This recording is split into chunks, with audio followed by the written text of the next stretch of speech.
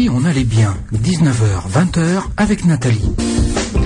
Alors ce soir on fait une intégrale autour de l'estime de soi et on arrive à cette dernière partie pour aborder quelques pistes, alors des outils concrets, pas forcément parce que ça c'est plutôt quelque chose qu'on travaille en atelier. Moi je fais des ateliers qui durent 4 heures ou en accompagnement individuel, hein, c'est ce qu'on était en train de se dire avec Bruno en off.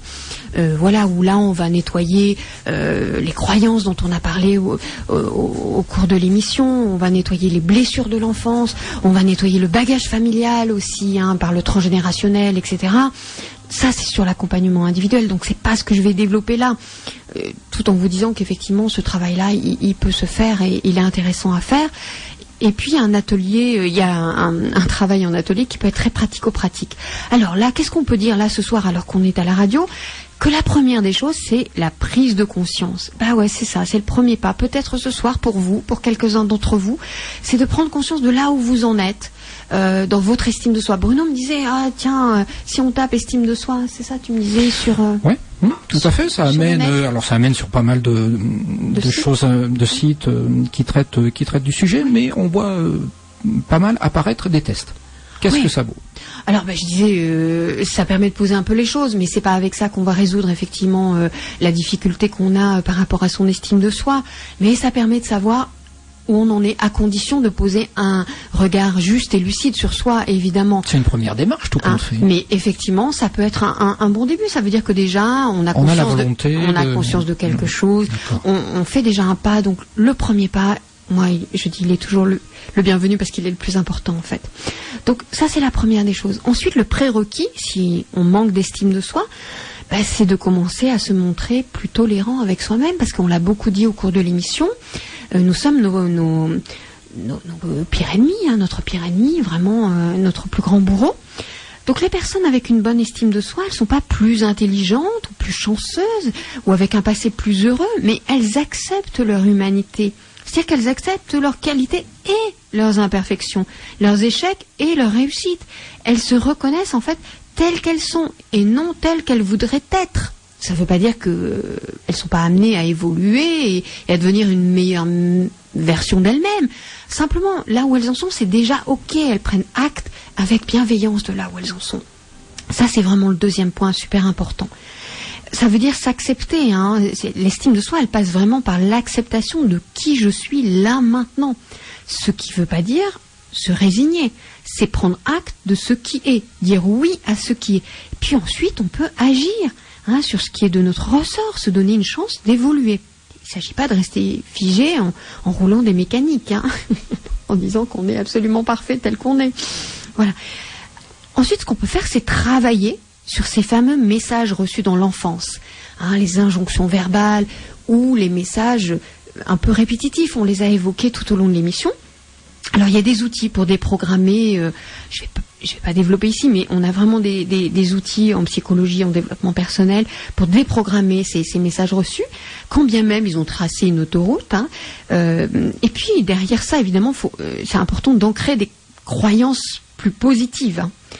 Parce que la répétition d'un message ou l'émotion associée à une situation, je l'ai dit, elle creuse vraiment un sillon neuronal. Et on a du bol parce que notre cerveau, il fait pas la différence entre un souvenir vécu et un scénario inventé, ce qui fait qu'on peut changer les choses. Hein. C'est comme ça qu'on peut intervenir sur ce qui est devenu un automatisme. On voit ça en EMDR, on voit ça en hypnose, on voit ça en énergétique, où on peut reprogrammer. EMDR, une petite traduction ? Oui, alors c'est un outil d'accompagnement thérapeutique qui a été introduit, qui vient des États-Unis, qui est assez récent, des années 80, qui a été introduit par David Servan-Schreiber et qui fonctionne avec le mouvement des yeux. En fait, et qui permet notamment de libérer des lourds traumas ou des blessures un petit peu imprégnées. On a fait ça au départ sur des soldats qui revenaient de la guerre d'Irak. Et donc c'est quand on a un stress post-traumatique, on a recours à ça. Mais maintenant, c'est développé pour plein d'autres choses, des blessures entre guillemets plus légères. Je dis entre guillemets, hein, parce qu'il n'y a pas d'hierarchie dans la souffrance, évidemment. Donc on peut travailler à déprogrammer. On peut aussi rendre symboliquement à la personne. Je dis symboliquement parce qu'on ne va pas se jeter sur papa, maman qui nous a, qui a énoncé une phrase permanente. Hein. Donc on s'en débarrasse symboliquement, on la lui rend symboliquement. Hein, donc il y a un travail qui peut être fait avec ça. Idem pour les croyances forgées à travers nos expériences. Hein. Et bien on les identifie en les passant par un questionnement. Hein. Donc il y a vraiment tout un travail à faire parce que parfois on a une mauvaise expérience avec un homme barbu et du coup on tire la conclusion hâtive que tous les barbus... C'est du vécu non, mais non, pas du tout, parce que pour le coup, j'ai plutôt l'expérience inverse, mais bon, bref, passons. Mais tu vois, comme quoi on peut avoir aussi une croyance inverse, dire que les barbus sont plutôt sympas. Voilà, bon, bref. Un peu de dérision. Oui, exactement, dans tout ce qu'on vient de se dire. Et puis sur nos autocritiques, parce qu'on a parlé de radiocritique tout à l'heure. Ben, ce qui est bon, c'est de se mettre en observateur. Alors pas pour se juger en train de se juger, oulala. Mais comme il ferait une caméra ou un perroquet sur l'épaule, t'as ça toi, chez toi, Bruno, un perroquet sur l'épaule. Évidemment. Donc en fait, il s'agit d'apprendre à s'entendre, mais adopte un perroquet.com. Ah mais j'ai déjà un chat, alors ça va peut-être pas cohabiter. Hein. Mais est-ce que le chat il est capable de faire la même chose que le perroquet, de te répéter, d'observer, voilà. Parce qu'en fait, il s'agit d'apprendre à s'entendre, à se connaître. Et puis, du coup, après, à partir de ça, on se pose des questions aidantes. C'est-à-dire que, on va chercher des preuves factuelles. Si on est en train de s'auto-critiquer, est-ce qu'on a des preuves factuelles de la critique qu'on est en train de se faire? Si on est en train de se dire mais là je suis vraiment trop nul, est-ce qu'on a la preuve factuelle? Je dis factuelle. Et puis on se demande aussi si ces pensées sont utiles pour soi. Bien souvent elles ne le sont pas. Et puis est-ce que je ne vois pas que mes faiblesses? Est-ce que je suis pas en train d'occulter mes ressources, mes points forts? On prend du recul, quoi. Et surtout, et je pense que je ferai une chronique là-dessus, on prête attention à son vocabulaire. Parce que si je m'exprime très souvent en termes de tout ou rien, de toujours ou jamais, de il faut que, de je dois, là c'est alerte rouge. Ça dit quelque chose de nous. J'en reparlerai parce que ça c'est vraiment important. Les mots, le pouvoir des mots. Ils peuvent guérir ou détruire, les mots. Mais on peut s'auto-guérir et s'auto-détruire aussi avec. Et puis... voilà, sous quel autre angle je peux regarder la situation à laquelle je fais face? Vraiment prendre du recul, en fait. Donc c'est baisser le son de radio critique et puis monter le son, ou opter pour une fréquence plus sympathique qui serait radio soutien, radio bienveillante. 97.9 Open FM. Voilà. Je pensais que t'allais rebondir. J'attendais que tu le fasses, je t'en mets une perche quand même. Aussi, on pourrait utiliser cette astuce qu'a développée dans son livre best-seller J'arrête de râler, vous le connaissez peut-être, de Christine Levicki. C'est-à-dire porter un bracelet élastique et changer de poignet chaque fois que vous vous autocritiquez. Donc elle fait ça quand elle râle. En fait, le challenge, c'est de garder le bracelet au même poignet 21 jours consécutifs. Pourquoi 21 jours? Parce que selon les études scientifiques, les neurosciences, c'est le temps minimum estimé pour changer une habitude, c'est le temps dont le cerveau a besoin pour créer de nouvelles connexions. Si on se critique, on remet le compteur à 0 et on repart pour 21 jours. Dans l'expérience de cette femme, de Christine Levicki, qui a écrit ce bouquin J'arrête de râler, elle a mis, je crois, 2 ou 3 mois pour arriver à 21 jours sans râler. 2 ou 3 mois elle a mis pour faire ces 21 jours consécutifs. Donc pour ceux qui auraient envie de dire non mais tout ça, ça prend du temps, posez-vous la question du temps que vous passez à vous maltraiter, sans compter les dégâts occasionnés, les dommages collatéraux aussi. Et je vous rappelle que les seules limites que nous avons sont celles que nous créons. Je crois que c'est une citation de Mark Twain, cette phrase. Donc une fois que vous avez travaillé à identifier, à déprogrammer, ce qui est important, c'est de s'atteler au positif. Enfin du positif, Bruno. Alors je vous énumère ça dans les grandes lignes là encore, parce que c'est le but d'un atelier vraiment ou d'un accompagnement individuel. On se penche sur ses valeurs, c'est-à-dire qu'est-ce qui est important pour moi, qu'est-ce qui est mon noyau dur, qu'est-ce qui n'est pas négociable. C'est ça les valeurs. On se penche sur nos qualités physiques, psychologiques, de cœur.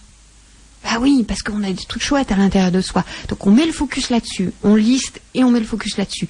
On se penche sur ses besoins. Je parle ici des besoins fondamentaux, les besoins d'appartenance, les besoins de partage, les besoins d'amour. Je ne parle pas du besoin de chocolat, ça c'est une stratégie. On se penche sur les plaisirs. Alors plutôt en solo, je suis sûre que je vais faire rire Bruno, plutôt en solo. Parce que quand on parle d'estime de soi, ce sont ceux qui ne demandent ni la présence ni l'approbation d'autrui. Voilà. Je ne dirai rien. Non, mais c'est bon. Mais j'étais sûre que, voilà. Bon, j'en étais sûre d'avance. Donc, on apprend à se traiter en première classe. Changer la relation à soi, c'est presque une question d'hygiène, d'écologie personnelle. On est en première classe. D'écologie personnelle. Ah, c'est une belle image. C'est l'écologie personnelle. Ouais. Au même titre qu'on se brosse les dents, etc. C'est de l'hygiène personnelle, de l'écologie personnelle. Et puis on travaille sur l'affirmation de soi. Tout à l'heure, j'ai fait une démonstration. Je comprenais pas le signe de Bruno. Bon. Il voulait m'interrompre, non mais enfin, vraiment. Mais en radio, on a des signes. Que j'avais bien compris, mais je ne voulais pas m'y résoudre en fait. J'avais compris aussi. Parce que quand on a une faible estime de soi, on n'est pas habitué à s'affirmer ou alors on le fait de manière inappropriée. Moi j'ai une phrase pour ça. Ni hérisson, ni paillasson, juste au diapason. Ni hérisson, ni paillasson, juste au diapason. C'est joli. Voilà. Bah oui, parce que c'est ça l'affirmation de soi. Donc on apprend à voir le verre à moitié plein et donc le positif. On passe à l'action. Parce que l'action, elle nourrit l'estime de soi. En même temps qu'elle est facilitée par l'estime de soi. C'est là le cercle vertueux. On fait un pas et du coup on développe l'estime de soi. Et puis on se considère avec tendresse, avec lucidité, avec bienveillance, comme le ferait un ami. D'ailleurs, on va conclure quasiment là-dessus, mais pour ceux qui le veulent, pensez à un ami bienveillant, un vrai ami. Et demandez-vous, qu'est-ce qu'il dirait de vous? Vous êtes à sa place, écrivez-vous une lettre, tiens, prenez 1 ou 2 minutes pour écrire ça. Faites-vous ce cadeau-là. J'ai envie, est-ce que j'ai le temps de lire très très vite? Oui, mais vas-y. Parce que je vois que tu lances un tout petit peu la musique en fond, alors je me dis, oh là là, mais ce soir, je suis bousculée. Un extrait d'un texte de Charlie Chaplin qui s'appelle Le jour où je me suis vraiment aimée. Il est très connu, parce que je vous invite à croire en vous et à vous aimer. Le jour où je me suis vraiment aimée pour de vrai, j'ai compris qu'en toutes circonstances, j'étais à la bonne place, au bon moment. Et alors j'ai pu me relaxer. Aujourd'hui, je sais que ça s'appelle estime de soi. Le jour où je me suis aimée pour de vrai, j'ai pu percevoir que mon anxiété et ma souffrance émotionnelle n'étaient rien d'autre qu'un signal lorsque je vais à l'encontre de mes convictions. Aujourd'hui, je sais que ça s'appelle authenticité. Le jour où je me suis aimée pour de vrai, j'ai commencé à me libérer de tout ce qui n'était pas salutaire. Personne, situation, tout ce qui baissait mon énergie. Au début, ma raison appelait ça de l'égoïsme. Aujourd'hui, je sais que ça s'appelle amour-propre. Le jour où je me suis aimée pour de vrai, j'ai cessé de chercher à toujours avoir raison et me suis rendu compte que toutes les fois où je me suis trompée, aujourd'hui j'ai découvert l'humilité. Le jour où je me suis aimée pour de vrai, j'ai compris que ma tête pouvait me tromper et me décevoir, mais si je la mets au service de mon cœur, elle devient un allié très précieux. Tout ceci, c'est le savoir-vivre, le savoir-être. Charlie Chaplin. Nous y voilà. Et voilà. Nous y voici. La boucle est bouclée. La boucle est bouclée. Ouais. Est-ce que tu as trouvé